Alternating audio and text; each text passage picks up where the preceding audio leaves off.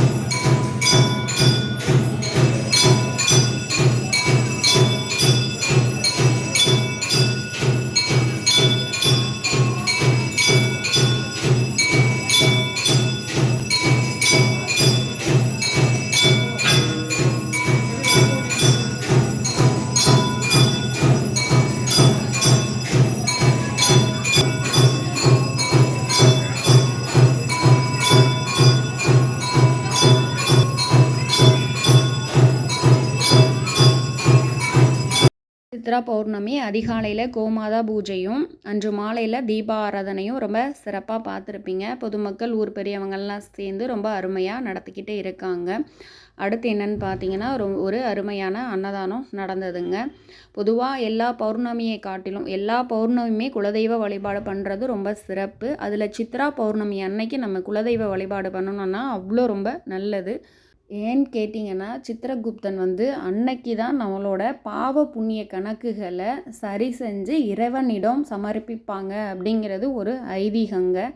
அதுக்காக அன்னைக்கு ஒரு நாள் நம்ம எல்லாம் புண்ணியம்லாம் பண்ணிட்டோன்னா சித்திரகுப்தன் போய் நம்ம ரொம்ப நல்லது செஞ்சோம் அப்படின்னு சொல்லிடுவார் அப்படிங்கிறதெல்லாம் கிடையாது. கண்டிப்பான முறையில் தெய்வத்தோட முன்னிலையில் நம் செய்த பாவங்களுக்கு தண்டனைன்னு கிடையாது, புரிய வைப்பார் கடவுள். நாம் செய்த புண்ணியங்களுக்கு நம்ம வம்சத்தையே கண்டிப்பாக வளரச் செய்வாருங்க. அதனால் முடிஞ்சளவு எல்லா நாளும், ஏன்னா நம்ம ரொம்ப பெரியவங்கள்லாம் இல்லை புண்ணியங்களே செய்துட்ருக்கிறதுக்கு, முடிஞ்சளவு தெரிஞ்சு எந்த தவறுகளும் செய்யாமல் வாழ்கிறது ரொம்ப நல்லது. இதுதான் சித்ரா பௌர்ணமிக்கு உரிய ஒரு சின்ன குறிப்பு தான் அது. ஆனால் பெரிய ஸ்டோரியெல்லாம் இருக்குது. சித்ரகுப்தன் அன்னைக்கு தான் நம்ம பாவ புண்ணிய கணக்குகளை போய் இறைவனிடம் சமர்ப்பிக்கிறனால அன்னைக்கு நம்ம குலதெய்வ வழிபாடு செஞ்சோன்னா ரொம்ப நல்லது அப்படிங்கிறது ஐதீகம். இன்னும் நிறையா குறிப்பு எல்லாம் இருக்குங்க. இப்போ அடுத்து பார்த்திங்கன்னா ரொம்ப சிறப்பான அன்னதானம் நடந்தது. அந்த மாலை வேளையில் இரவு பொழுதில் கோயிலை பார்க்குறப்ப ரொம்ப அருமையாக இருந்ததுங்க. எல்லோரும் சேர்ந்து கலந்துக்கிட்டு ரொம்ப சிறப்பாக நடத்திட்டுருக்காங்க. பொதுவாகவே நம்ம கோவில் திருவிழாக்களில் கலந்துக்கிட்டோன்னா நம்மளால் முடிஞ்ச அளவு கோவில் அன்னதானங்களை சாப்பிட்றதுங்கிறது ரொம்ப ரொம்ப சிறப்புங்க. ஏன்னா கடவுளும் வந்து நம்மளோட அந்த பந்தியில் கலந்துப்பார் அப்படிங்கிறது ஐதீகம். அதனால் கடவுளோடு சேர்ந்து நம்ம சாப்பிட்றது தாங்க அந்த கோவிலில் கொடுக்குற அந்த பிரசாதத்தோட மகிமை. ஏன்னா கடவுளுக்கு நம்ம படைக்கிறோம், அதையே சாப்பிட்றப்ப கடவுள் அதை மனமுகர்ந்து ஏற்றுக்கிட்டு நம்மளோட அதை சாப்பிடுவார் அப்படிங்கிறது தாங்க கோவில் அன்னதானத்தோட ஐதீகம். இவ்வளோ ரொம்ப நாளாக நடந்துட்டுருக்குங்க பௌர்ணமி பூஜை. சித்ரா பௌர்ணமி அன்னைக்கு தான் சென்னப்பன் அருளால் நாங்கள் கலந்துக்கிறதுக்கு ஒரு வாய்ப்பு கிடைச்சது.